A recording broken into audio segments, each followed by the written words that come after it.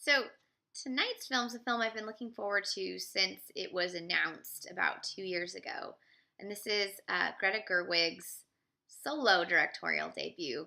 Um, I want to make sure that people don't say directorial debut because she did co-direct several things early on in her career when she was still sort of part of the mumblecore um, movement. So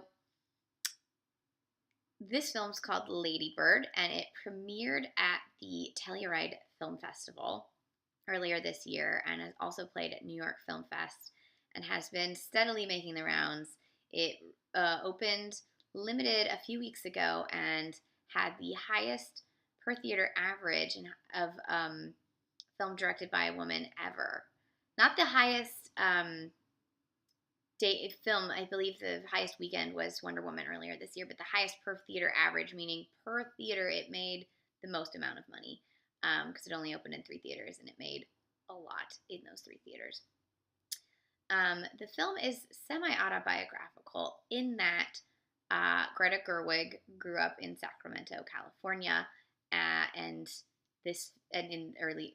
graduated from high school in the early 2000s. This film is about a girl over the course of the 2002-2003 school year growing up in Sacramento.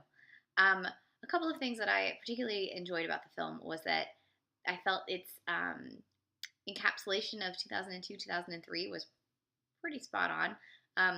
I was actually a senior in the year 2003-2004, but my brother was a senior in 2002-2003, and it felt very accurate for that time. Especially there's a moment where she is trying to check if she got into which UCs she got into, and they're using this new internet way to check into it. And I remember when we were trying to do that for my brother, it was like everyone was confused. I think that was the first year, and then my year was the second year, and I don't think we figured out how to do it, or we didn't realize how to do it or something. And so I got my letter in the mail and then realized that I could have checked it online. But I must say, getting the big envelope in the mail is a much better way than checking online. So technology, not always better. So those little moments were great. And there's a bunch of tweets about this. There's a great scene of shared teenage girl sadness while listening to Dave Matthews Band's Crash. Crash Into Me, and it's pretty accurate. There's also a scene where they're at the cool kid's house, and in the background is Justin Timberlake's Cry Me a River playing, and I was like, yes, this soundtrack is accurate. I did not grow up in Sacramento, but I did grow up in Northern California. So if you think about California, it really has sort of 3 kind of sections. There's more than that, but there's 3 basic sections. There's Southern California, there's this sort of Central California area, and there's Northern California. Central California is like Santa Barbara and Modesto and sort of that area. Northern California, a lot of people consider the Bay Area Northern California, and it's sort of a mixture of Northern California and Central California. Real Northern California is Sacramento and then everything above. But Sacramento is actually the state capital and has way more culture than you were led to believe from this movie. It has an opera house and all kinds of things. And it's not too far from San Francisco. It's an hour on a train from San Francisco. Where I grew up, it was 6 hours further north. 6 hours if you're driving really fast, further north from Sacramento. And literally 100 miles from anything that resembled civilization, including McDonald's. So there's Northern California, the city, and then there's Northern California, the North State, which is BFE. And what I thought was funny is at one point the character refers to Sacramento as the Midwest of California, and I'm like, if that's the Midwest, then what was this isolated? Is my hometown the Alaska of California? And the answer to that is yes. Actually, my home county is very similar to Alaska.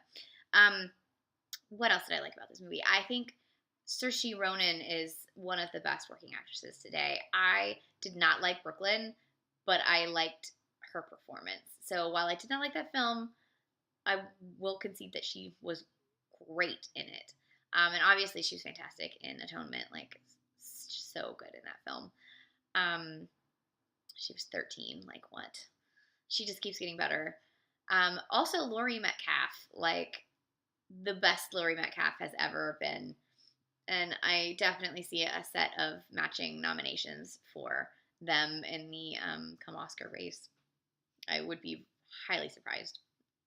So the film follows her from her like summer trip with her mom looking at colleges through going off to college and all the ups and downs and the process of applying to graduation and um, having a boyfriend and having another boyfriend and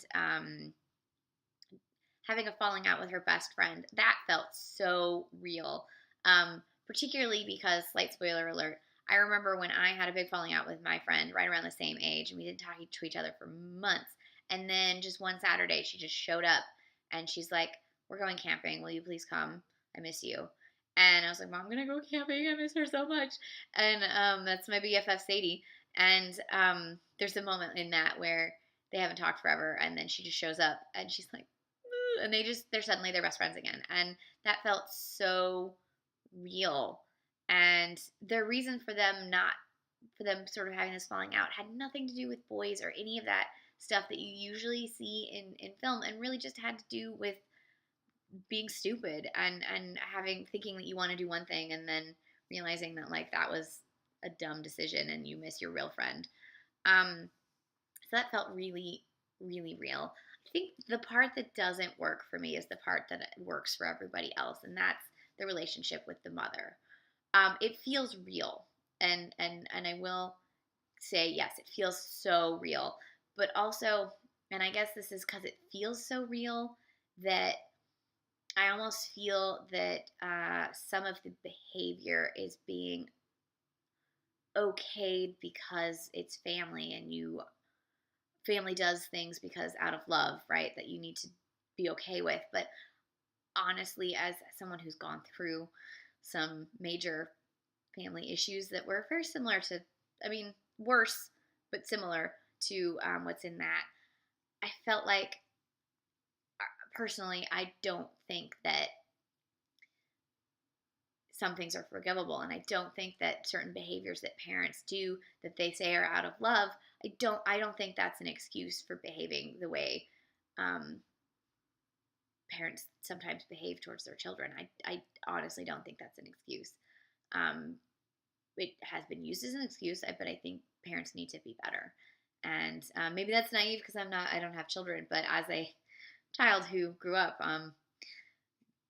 sometimes it's not okay. And that aspect of the film, because it was so real, but then in the end, she sort of understands why her mom did some of these things and forgives her. Or maybe I'm just a horrible person, but I felt like it was giving the character too much of a pass.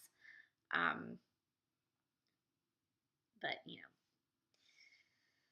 maybe I'm a vengeful person. I don't know. But I think it's just a beautifully made film and so true to teen girlhood and so true to Northern California and so true to being a misfit in a place where uh, you can't find your people, or maybe you found one person who's your people and everyone else is just like aliens.